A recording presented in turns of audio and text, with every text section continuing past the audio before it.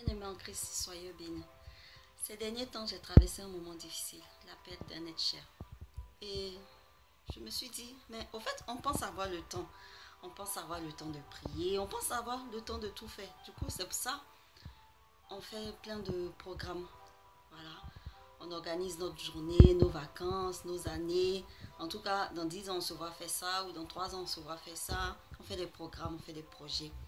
Mais je me suis rendu compte que on ne sait pas de quoi est fait demain. On ne sait vraiment pas de quoi est fait demain. Même notre journée, quand on organise, la plupart du temps, elle ne se passe même pas comme on a espéré. Des fois, mais elle est catastrophique.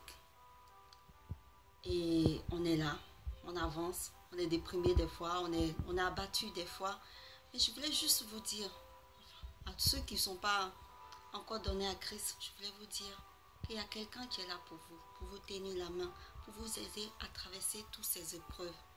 C'est pas évident pour tout un chacun. C'est pas parce qu'aujourd'hui j'ai Christ dans ma vie que je vais te dire que je ne souffre pas ou que je ne ressens rien, que ça y est, tout est rose. Non, je traverse des moments difficiles aussi, je traverse des moments vraiment pas faciles, je souffre aussi, mais je souffre autrement. Je traverse ces moments autrement. Je n'ai pas dit je tombe pas ou que vous n'allez pas tomber une fois que vous acceptez Christ. C'est pas vrai. On tombe toujours. Mais on se relève d'une autre manière. Parce qu'il y a une force en nous qui nous aide. Parce que Jésus est là, il te tient la main, il t'aide à te relever. Il t'aide à traverser ces épreuves difficiles que tu rencontres. Il t'aide à programmer, à espérer. Le programme, le même projet que tu aurais fait sans lui, peut-être ça aurait abouti, mais à la fin, ça aurait, comment on dit, ça se serait terminé par l'échec. Mais avec lui, peut-être c'est pas peut-être, ça prendra même plus le même chemin. Mais tu auras l'aboutissement que tu as prévu. Parce que lui seul sait de quoi demain est fait.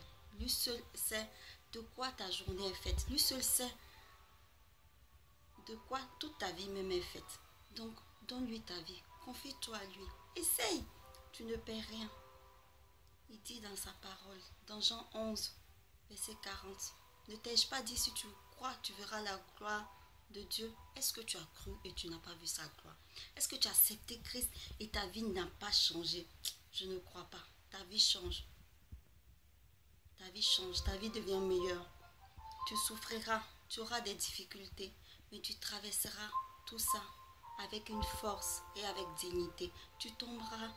Mais tu sentiras cette force te relever et te donner toujours espoir. Tes projets prendront d'autres chemins meilleurs que celles que tu avais prévues et il te surprendra toujours.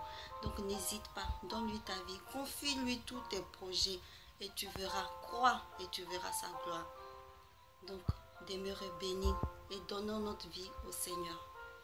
Ma prière pour vous, ma prière pour toi qui m'écoutes, c'est que le Seigneur se glorifie dans ta vie, qu'il te montre encore des choses meilleures et que là où tu croyais qu'il n'y avait plus d'espoir, qu'il t'ouvre cette porte et que tu ailles de l'avant.